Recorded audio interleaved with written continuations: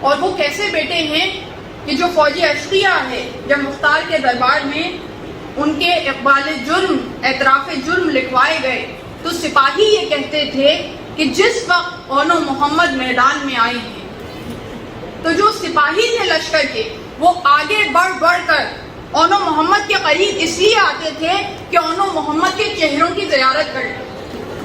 اتنے حسین بچے، ایسے پرنور چہرے. قاسم کے چہرے کو تو مولا نے چھپا دیا تھا نقاب سے، مگر اون و محمد کے چہرے تو کھلے تھے. تو اب دشمن بھی زیارت کے لیے آگے بڑھ بڑھ کے آتا تھا.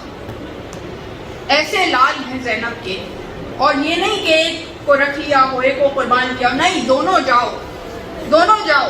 اور کس شان سے بھیجے ہیں زینب کبریٰ نے، کہ زینب کبریٰ کا کردار اتنا بلند تھا، شخصیت اتنی بلند تھی کہ بہت کم در خیمہ پہ آتی تھی، بہت کم. کربلا کے پورے واقعے میں فقط 2 مرتبہ زینب در خیمہ پہ آئیں. ایک مرتبہ جب علی اکبر کو رخصت کیا، اور دوسری مرتبہ کہ جب اون و محمد آئے ہیں خیمے میں اور ماں سے اجازت چاہی.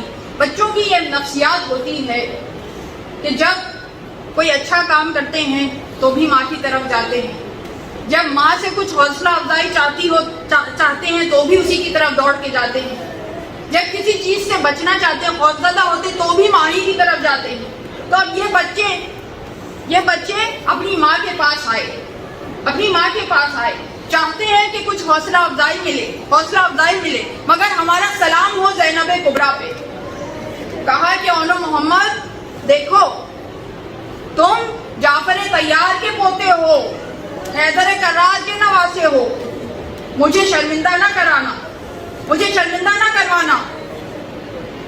ایسا نہ ہو کہ یہاں پہ سب پیاسے رہیں اور تم پانی پی لو. اس شان سے جنگ کرنا کہ جس شان سے جعفر طیار کے پوتوں کو، حیدر کرار کے نواسوں کو جنگ کرنی چاہیے. یہ وصیت ہے زینب کبریٰ کی، یہ وصیت ہے. بس ان الفاظ کے ساتھ رخصت کیا.